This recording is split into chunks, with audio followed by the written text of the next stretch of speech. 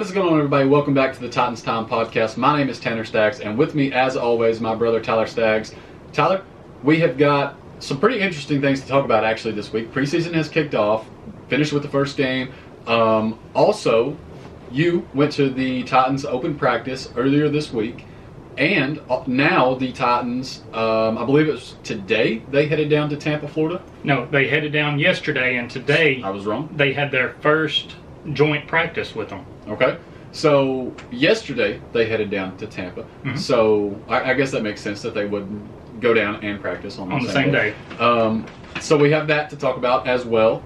And then obviously the upcoming preseason game with the Buccaneers. So, I mean, basically wrap that all into one. And just to throw out there right quick, we pretty much know, I think it's already been said, that the Buccaneers are not planning on playing their starters, or at least a lot of them. I think their starting offense is not going to be out there in this game. But still, going to be pretty interesting to watch, especially with them being the Super Bowl champs from last season. But before we get into all of that, there's also the preseason game from last week. That I did a review on. The audio podcast is not out there, but go over to our YouTube. You can check it out. Get my thoughts, only my thoughts. Tanner decided to lay out on me. So, I had some fun with it. Gave my thoughts. It was nice to not get interrupted all the time. So, yeah. I enjoyed the video. I actually went back. I watched it. I thought it was great. So, go check that out. See his thoughts about the Titans and Falcons, the preseason game. Okay, so go ahead and plug everything. Well, guys, if you haven't already, make sure you subscribe to us, leave us a 5-star rating if you're listening to the audio pod, and leave us some comments. Notice that we have a comment from one of the other people, or one of the other podcasts that's part of the Pigskin Podcast Network. And just want to say thanks to the Educated Fan. I think it's Brandon Moses and Andrew Moore. I think Brandon was the one that left the review saying best Titans podcast out there, so appreciate that, Brandon. We'll be reviewing yours as well. And if you're watching us on YouTube, go down, subscribe, turn on the post notifications, leave us a like on the video, share the video, just get us out there to more Titans fans and just more football fans in general, because we like to get other people's opinions on things. And go down, leave us some comments. Let us know who you thought was most impressive from the preseason game with the Falcons and who you are most excited to see in this preseason game against the Buccaneers.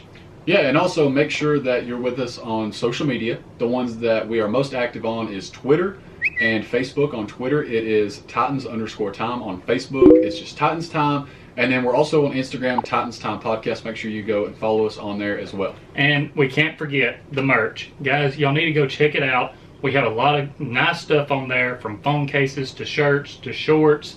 I mean, just all kind of things. And if you want to check that out, go to titans-time.myshopify, and that's shopify.com/collections. All right, Tyler, so let's go ahead and get right into it. I want to start with the open practice that you went to. Just tell us all about that, and obviously about your experience, but also mainly what we're interested in is to hear about the team, how everybody looked, and what stood out to you. Okay, so a couple things that stood out to me are, Chester Rogers. He's still having a great camp, was doing really good things at the open practice. I mean, every time, Tannehill would go to him, and he was bringing the ball in. The defense is still looking pretty good. Got to see some open field tackling drills, like the one-on-one, and I'm just going to tell you, Mason Kinsey, the dude is shifty. I mean, I think it was Caleb Farley that was maybe trying to tackle him. I could be wrong on that. There were so many things going on at this open practice. You're looking around the field. I can see why it would be hard for, the Titans reporters to maybe catch everything sometimes, because there's just so much going on. But like I said, he's very shifty. Derrick Henry looks like a monster.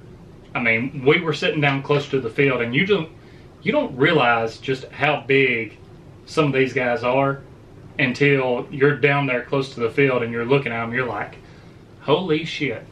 Like, that dude could rip me in half if I piss him off. But, you know, we're looking around.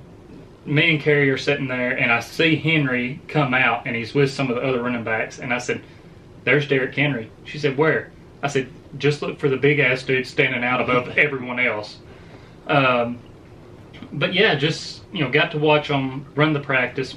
I'll be honest, did miss some of the team drills where they were doing the 11-on-11 because went around, saw some former Titans players, was able to get their autographs, so that was a fun time. Come back around, like I said, they were out there. But one of the biggest things to me in that 11-on-11, Josh Reynolds beat Christian Fulton deep and laid out for an amazing catch on a Ryan Tannehill pass. I mean, Ryan Tannehill put it, Christian Fulton had good coverage, but Tannehill put it to where only Reynolds could get it, and he just laid out, brought the ball in, and I was like, damn. I'm glad that we're off of the Josh Reynolds hate. Yeah. So. I was like, that's my quarterback, and he's looking good. Talking about Josh Reynolds looking good on the route and the catch. So, A.J. Brown, he was out there, you know, a little bit. He wasn't doing everything, but, dude, you know, he's my height, and you don't realize just how big that dude is. Seen him, Henry, and Julio standing over there on the sidelines together, and even tweeted out a picture of them. AJ's not as tall as them, but good grief. Like, he looks like he would give Henry a run for his money as far as, like, if they arm redid size. the picture of A.J. Brown and Metcalf from before the draft, would it look the same, do you feel like? I'm not going to say that it would look the same because I believe AJ's gotten bigger, but at the same time, DK's been in the league just as long. Right. And so he's probably gotten bigger as well. Right. Okay. So Metcalf still probably, as far as looking at the picture, still probably going to look a little bit bigger, a little bit more impressive. He may look more cut. AJ, to me, is having the better football career so far. I feel like. I mean, DK's doing great stuff in Seattle, but I feel like AJ is just really making a career for himself right now. I'll say I feel like both of them have come out of college and really, I'm not going to say went beyond expectations because AJ a second-round pick, and I believe DK was maybe the last receiver taken in the second round. Is that right? I'm not. I can't remember for sure. But either way, as second-round picks, they come out and they proved why they probably should have been first-round picks. I mean, all honesty. So, anyway, away from the comparisons with him. Okay. So, one thing that I'm interested to know about, because I haven't heard you mention his name yet, Dez Fitzpatrick. Didn't see much from Dez. And apparently that's the theme so far in training camp, is that not seeing a whole lot from Dez. I'll say this. I seen one of the videos from the open practice because where we were sitting at, we were down in the end zone near the visitors tunnel. And it's hard to see everything from there because there's so much going on. You have your individual group drills, like the linemen, the defensive linemen, receivers, running backs, all of that. So it's hard to catch everything, but seeing a video, I think Paul Koharski was the one that tweeted it out. Sideline catch for Dez, or what should have been a catch, drops it. So, and that's really all I seen about him and from the open practice. So take from that what you want. Yeah, I mean, Marcus Johnson's still looking good too. Not to go away from Dez, but let's keep the spotlight on Dez for just a moment because apparently we don't need to keep the spotlight on him. I would like to, because I would like to sort of. I mean, I think it's pretty well known at this point, but I would like to expose the fact that there's a very good chance that by the time this roster gets cut down to 53 players, Dez Fitzpatrick is one of those guys that's out the door.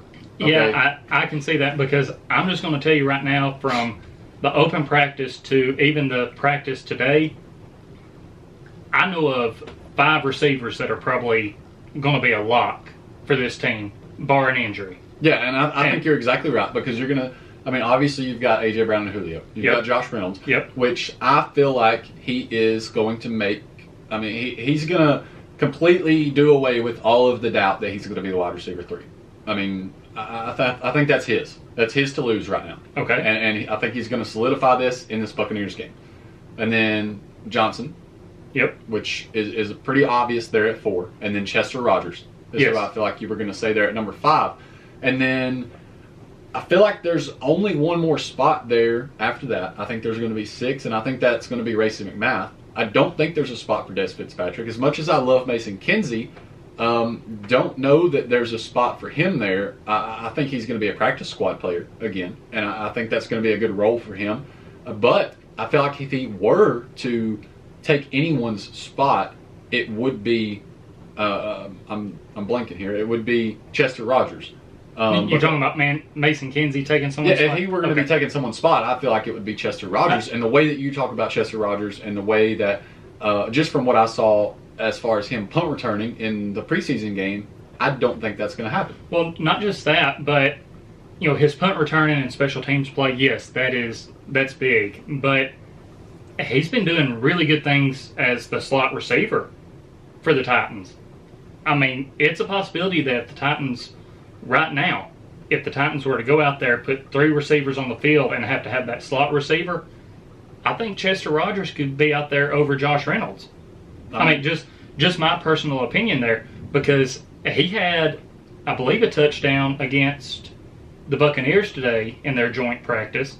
Even Tannehill mentioned him and Marcus Johnson by name in his post-practice interview. It's definitely interesting, because he's not a guy coming into camp that I was thinking was going to really make a lot of good impressions. But obviously, he's done really well. He plays really good on special teams.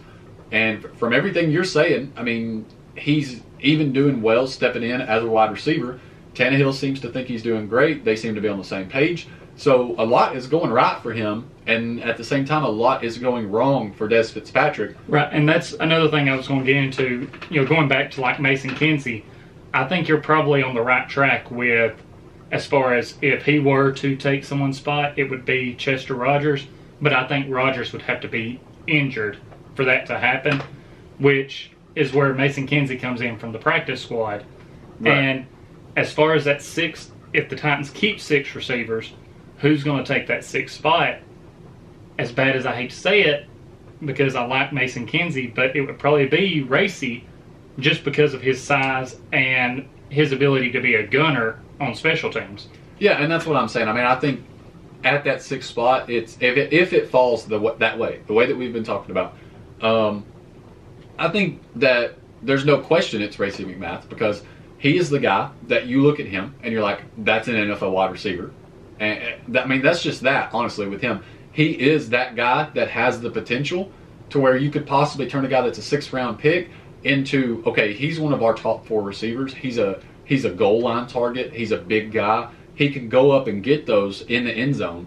To me, it's a no-brainer. I think he is 100% the guy that's going to take that 6th spot. And I feel like we're absolutely, spot on, especially if the preseason ended today and the regular season was going to start tomorrow. I think we're spot on with the 6 guys that would be the 6 wide receivers. Right. This is some good depth that we have for the Titans wide receivers, I feel like. As long as our top guys can stay healthy, I really like the depth that we have. And I think even if these guys need a rest, these depth guys, they can come in there and they're going to be able to do, good things. And another guy that we haven't even mentioned is Nick Westbrook-Akini. Yeah, Akini. Yeah, I think it is Akini. Name butcher, so sorry about that. You can just call him Westbrook if that's easier for you. Today he had a good comeback route against one-on-ones with one of the Buccaneers defensive backs. So he's another guy who's having a really good camp, and maybe he makes the push for that 6th spot. I could see that. I think if there's anyone that's going to do it, it's definitely him. But I am 100% on board with it being Racey McMath. That is the guy I would like for it to be. To me, there's just more upside with him, and I don't know that he would make it to be on the practice squad. I think someone would probably end up picking him up just because of the fact of the potential that he's shown so far in camp. But moving on from the wide receivers, because we have talked about them, and there's a lot to be talked about there. I mean, that's one of the very interesting positions right now with the Titans. Right now, though, and I mean, pretty much everyone is probably saying this, we know 5 guys the Titans are going to have. Yeah, I agree.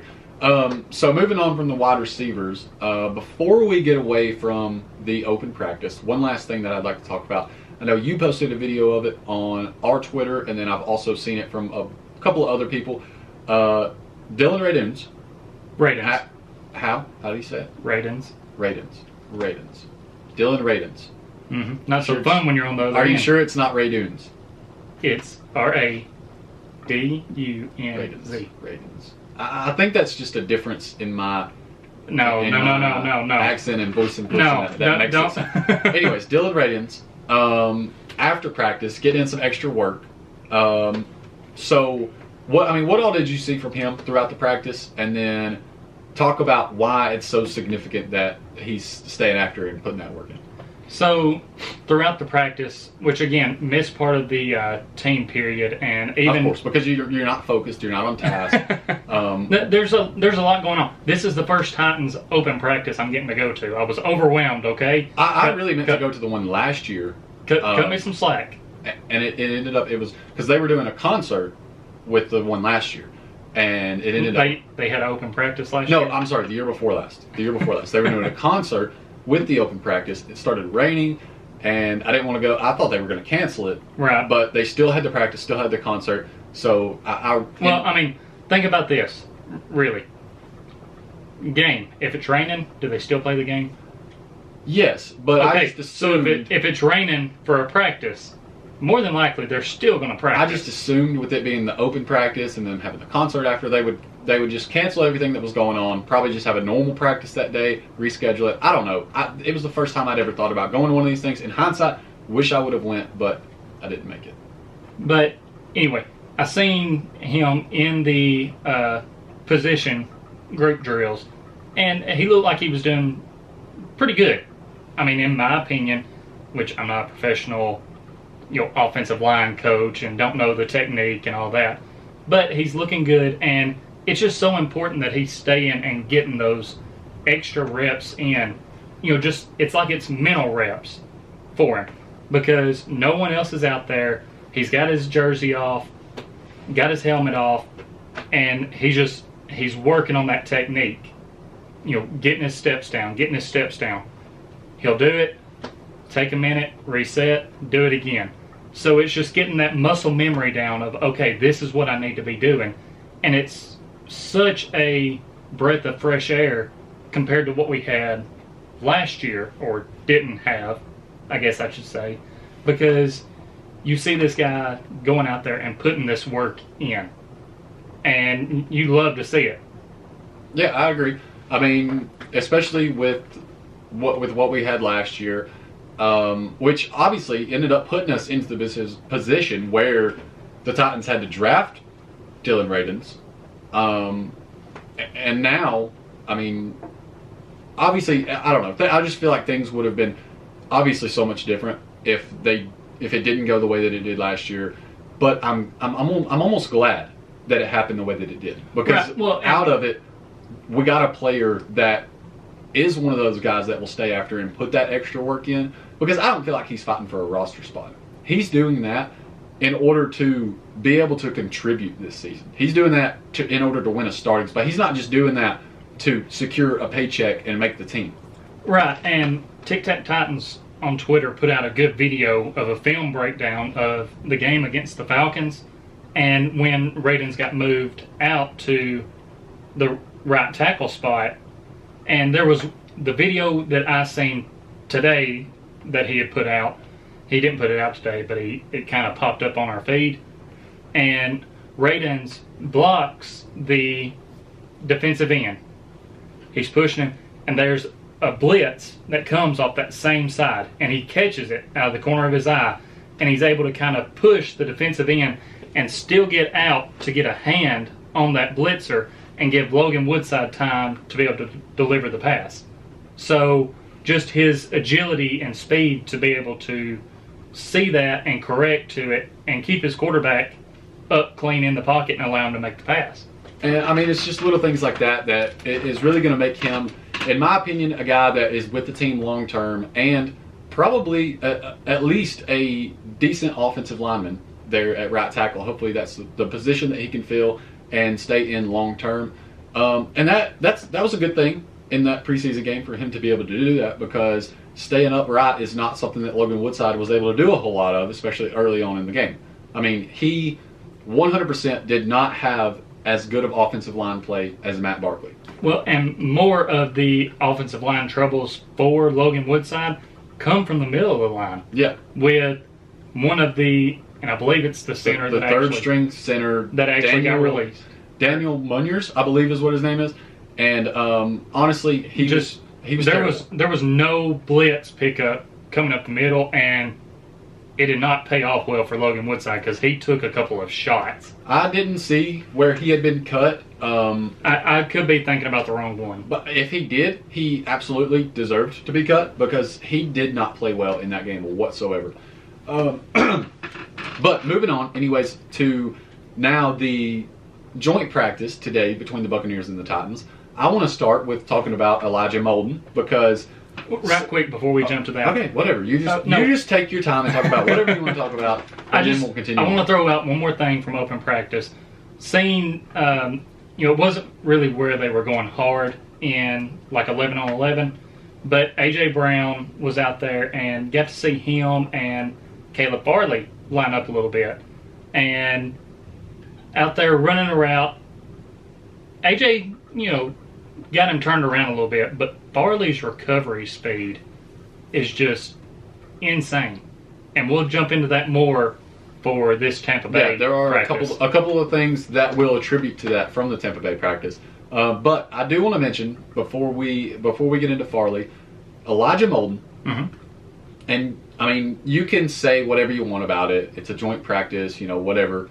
You can also say whatever you want to about Tom Brady. You can, if you don't feel like he's, which I'm not talking specifically to you, but if you don't feel like he is one of the greatest quarterbacks of all time, not the greatest quarterback of all time, whatever, still, Elijah Molden intercepted Tom Brady today at their joint practice. He wasn't the only one. As a rookie, that has to feel so amazing. Tom Brady gave the Titans defense credit after the joint practice. Gotta wonder how much he was really meaning it, though, considering, and I can't think of what it was on, where they're like sitting around the barbershop talking and everything. And he pretty much said in that 90% of what I tell the media is a lie. Like, I don't believe it about my opponents. I guess to overhype them or something like that. But you also have to wonder if that's some mind games if you're like, okay, he's lying about that. Or, wait, is he lying about that? You get where I'm going with that. But even with the Titans' regular practices where their offense is just going against their defense, Ryan Tannehill's been throwing a lot of picks. The backup quarterbacks have been throwing a lot of picks. The defense is flying around, and you're like, okay, is this just because they know the offense, they know these guys, but then they go out against Tampa Bay in this joint practice, you have three guys pick off Tom Brady, then Blaine Gabbert, I think, throws an interception or two. So this defense is still flying around, getting their hands on the ball, and even if they're not intercepting it, they're breaking passes up. And a lot of people are saying, okay, with this defense, you can tell a difference from last year. Guys are communicating better. They know where they need to be, and they're flying around just making plays and getting their hands on the ball. And Molden's pick come in a one-on-one.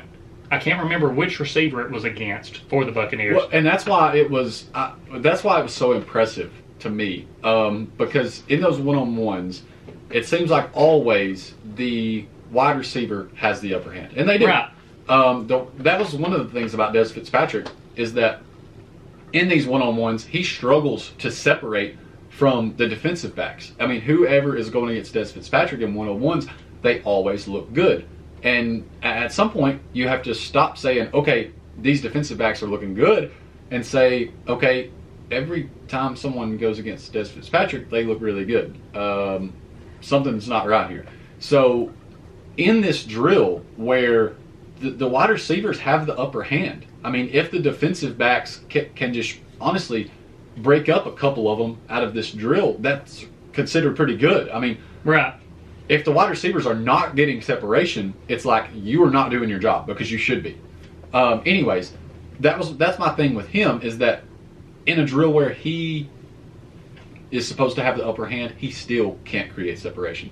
But with Elijah Molden, I mean, he's supposed to be the underdog in this drill. They're supposed to create separation, catch the ball, and he is still able to recover and pick it off. I believe it was just like a crossing route. Yeah. And he was able to just recover, pick it off. I thought it was really impressive, and that's why I wanted to mention him as far as out of the guys that picked off Tom Brady.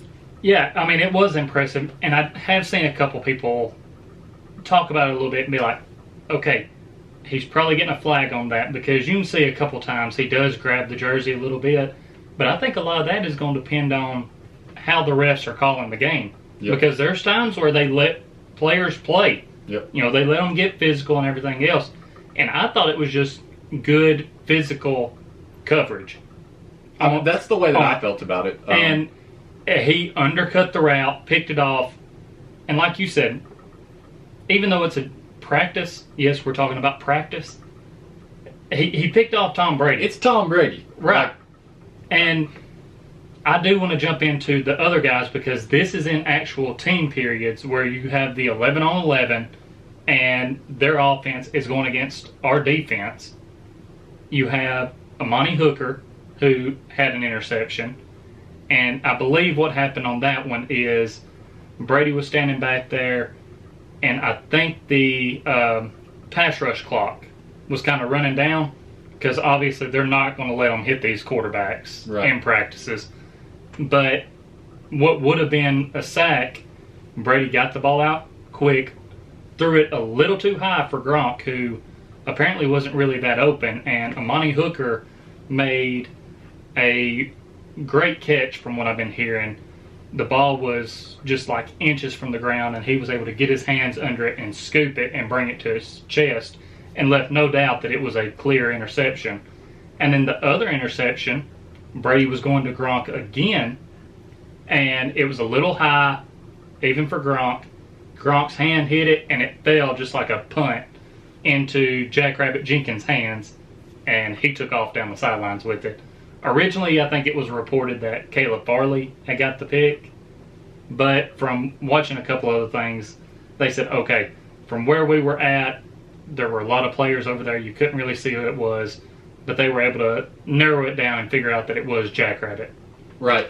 Is there anything else from the open practice or from the joint practice, that you want to discuss before we get into the players that this next game is going to be the most important? Oh, yeah, there's a lot of things. I'm not sure if you've seen Caleb Farley in the one-on-ones, but first I want to mention that I hope Monty Rice is okay, because he went down with an injury in the practice and had to be carted back to the facility, which, you know, he walked off the field, you know, limping, and then had to be carted off. So maybe that was just to keep him from having to walk to however far the facility was away from there. But hopefully he's okay. We know with Vrabel, we're not going to find out anything about this injury. So we'll just have to wait the next couple days and see if maybe he ends up getting put on IR or something like that.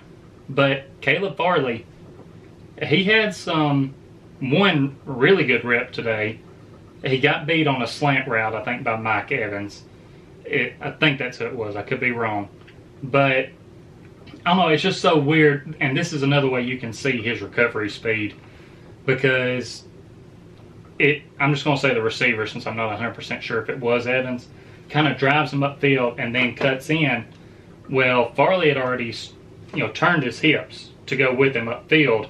So when he cut in, he kind of went behind Farley, and Farley just completely spun around and was right back on him right as the ball got there. The receiver just got his hands on it, was able to hold on to it. Farley did get beat on a deep route by Chris Godwin, and Godwin ran it into the end zone. But then, coming back on a similar route, he broke up a pass intended for Mike Evans. Someone was calling out Farley like, okay, you can't hug him in the NFL because he kind of wraps his arms back around Evans. But if you really watch that, there could be a flag thrown for several different things, because when Evans goes to, right before his jump, he kind of pushes off on Farley. Farley got beat on the release, and again, just his recovery speed and how fast he is, was able to get back in front of Evans. And you see Evans give a little shove, Farley kind of goes down a little bit, and that's when he brings his arms up, but then he's able to adjust, get his arm up, knock the pass away. If he keeps improving, because you got to think, he hasn't really played since 2019. I know. I mean, that's the scary thing, is once he gets back in that rhythm, oh my gosh. You're talking to me like I'm not the guy that said before the draft that this is the guy they have to go with. Just say it. I'll give that to you. Just say it. I mean, Farley has had his ups and downs so far in camp, and even in this joint practice, definitely ups and downs, but ultimately there's so much potential there, and he's going to be a great cornerback. I believe so too. And just to mention another cornerback, Christian Fulton apparently had a good pass breakup or two, and even Jayon Brown got in on breaking the passes up. A Brady pass to Gronk in the corner of the end zone, and apparently it was really good coverage by Jayon Brown. He was able to knock it away. I was definitely impressed by the defense, and especially all of the comments, aside from Tom Brady, that were made about the defense. I definitely think it's going to be improved from last season. I'm pretty sure of that now from the amount of just the sample size that we have now. Well, it's just good because it's one thing to see the defense flying around against second and third stringers in the first preseason game against the Falcons, and then knowing that in the next preseason game you're probably not going to see our starters versus their starters on offense. But in this joint practice we are seeing that and hearing about that, and just hearing how the defense is flying around and making plays. Even if they are giving up some stuff, they're coming back, adjusting, and everyone's communicating well, and it's just making all the difference in the world. So, is there anything else now from the joint practice that there is to discuss? If not, I'd like to get into the guys that this game, 2 from offense again, 2 from defense, is most important for, because I think I have an awesome one. All right, a couple more things. Just jumping over to the offensive side. Mentioned Rodgers having a touchdown. I think Marcus Johnson had a couple touchdown catches from Ryan Tannehill as well. And apparently the Titans offense was doing better passing the ball against this Buccaneers defense, but running the ball, there just was not much there for them. So just wanted to throw that out there right quick. But yeah, let's go ahead and get into the guys that this game is the most important for. And on what you were saying, I'm not worried about that, especially with the running game, because once Derrick Henry gets out there and things are clicking with the offensive line, it's not going to matter. I mean, there's not going to be any problems with the run game. I mean, I'm sure you agree. I think we'll be all right. I mean, worst comes to worst, we won't face Tampa until Super Bowl. Yeah, that's true. I don't have any worries about the offense in general. But let's get to the guys that the game is most important for. Offensively, and I think that this is just a gimme. Dez Fitzpatrick. I want to just a little bit more. I want to emphasize how much in trouble I feel like he is, because out of 4th round picks, I heard this on the Football and Other F Words podcast from I can't remember which one of the guys on there actually it was that said this, but they mentioned that 8.9% of 4th round picks end up being cut. I mean, that's a decent amount. It's not unheard of for a 4th-round pick to end up being cut. How many, though, have been cut before the final cut down to the 53-man roster? I don't know. I'm assuming it's a lot less. Des Fitzpatrick, I feel, is in danger of being cut even before the final cut down to the 53-man roster. I think this is a crucial game for him. If he does not come out and show something, I think he is in serious, deep trouble. All right. So we're going offense first, since you went there.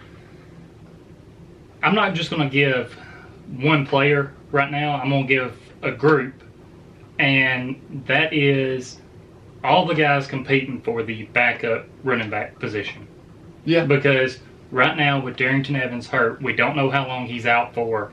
This is a chance for one of those guys to go out there and show the coaches something to make the coach say, okay, while Evans is out, this is our clear-cut number 2 right now.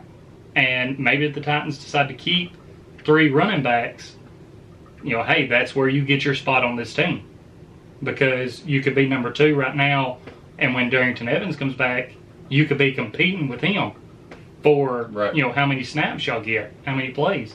So I think that's who this game is going to be very important for, because you have Jeremy McNichols, you have Brian Hill, and I think those are, and there's even another rookie in there. I like the rookie during the Atlanta game. I'm trying to think of his name. I'm blanking on it right now. But I am too. I can't remember what it is. He looked pretty good, and I think he maybe actually led all rushers for the Titans. So he's another guy that could sneak in to that spot, and that's why I'm just going with that group as a whole, because I don't think there's with Evans being hurt, I don't think there's a clear-cut guy right now. Yeah, I agree. And to keep on with the trend of backups here, Logan Woodside. He needs to separate himself from Matt Barkley here. I feel like with the last game, they sort of looked almost even, just because of the fact that when Logan Woodside was in, he hardly had any time to throw the ball. So if he can get a little bit better offensive line play this time, it's going to be crucial for him to really separate himself from Matt Barkley and show that he's the dude that needs to be the backup. And, on that point, when he was getting blitzed, I mean, you got to give it to him. For the most part, he was getting the ball out to an open guy. Yeah. So he was making that quick decision.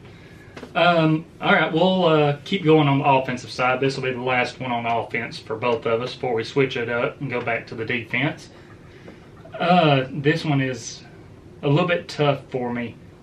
I'm actually going to go with Racey McMath because, like we said, after the top 5 receivers, you still have like 3 receivers competing for that 6th spot if the Titans decide to keep 6.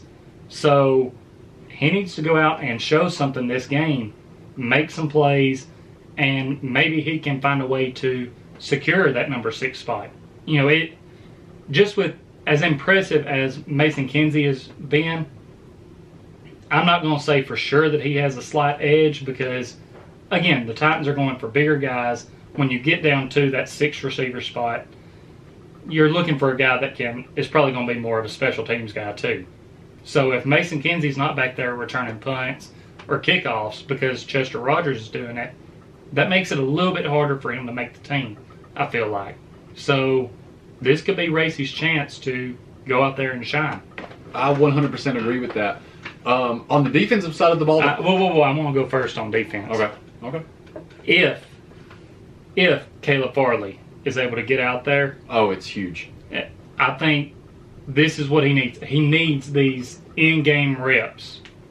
And because that could just help out his mental too. And making sure he's ready to go, everything else. And I'm guessing he's been out there in 11 on 11 when they're playing. So let's see him out there on the field. And who knows, Vrabel may still keep him out this game. But apparently Farley is just itching to get out there. He wants to be out there. Other than Farley, I'm going to say that it's pretty big for David Long, I feel like, because last game he was getting a lot of opportunities on third down. A lot of opportunities in passing situations. And I feel like if he can continue to do well in those situations, that's going to be a role that he can really carve out for himself, even in the regular season as well. Oh, yeah. I mean, going back to the Falcons game, that interception he had, I mean, he skied up for it. And that's been a knock on him, is his pass coverage. That's pretty good. My second guy for the defense, I'm going to stick with corners, and I'm going to go with Elijah Molden. Because he didn't play. What else does he have to do? I mean, he picked off Tom Brady. He didn't get to play in the first preseason game, so let's see him out there in, a game. Kind of like with Farley. Just get him out there where it's a game. Even though the preseason don't matter, it kind of matters right now for guys wanting to make an impression and show, hey, I belong on this team. Right. Lastly, I'm going to mention anyone that is competing with Rashad Weaver. Because he is an absolute monster. And all we can hope for is that all the legal stuff works out, that he didn't actually do what they're saying he did, and that he can still be on this team. Yes, I agree 100%. I mean, because the dude is a monster. He is an absolute monster. He is exciting to watch. He's what we need right now for depth at the edge rush. I agree. And I think anyone that is competing with him for a spot, it's important. You need to get out and you need to look exactly the way that he looked in the game against the Falcons. I'm excited to see if he's able to keep up that dominance. Because Vrabel, did come out and say after the last game, there's still some things he can work on, pad height, stuff like that. So just to see him keep improving, that's what I hope for. Yeah, me too. I mean, other than that, I'm just interested to see if we see a little bit more action from some of the starters. I hope so. I'd like to get to see a little bit more of the team, see how they're playing. But if not, I obviously would understand why they would do that. So, honestly, I'm just I'm ready for. I'm just ready to see some more of this team because it was interesting against the Falcons, but at the same time, it was a little bit of a blowout, kind of boring, slow paced for sure. And I just hope we see a lot more exciting, some more scoring. Even though obviously I don't want our defense to be getting worked, but I want to see our defense go out there and dominate again. I mean, that's my opinion on it. Even if it is against second or third stringers, I want to see this defense continue to fly around and make it tough on teams. And going back to one more thing from the joint practice today, Kevin Byard said that, and this was mentioned by several reporters too, the pace that Tom Brady and the Buccaneers offense was going at, they were going quick, which we need to see how our defense does against that. And I'm glad for these joint practices with this Buccaneers offense that is going quick like that, because there's going to be other teams that do that, or situations where other teams do that. So how ready is your defense? How good can they communicate and make sure that they're not, okay, you need to, man coverage, and this guy thinks it's a zone and drops back and a guy's wide open. You need to be able to communicate quick and make sure all the right calls are made. Yeah, I agree with that 100%. Is there anything else that you want to hit on before we close the show? I don't think I have anything else. All right, well, thanks for listening, everybody. This has been Titans Time, and as always,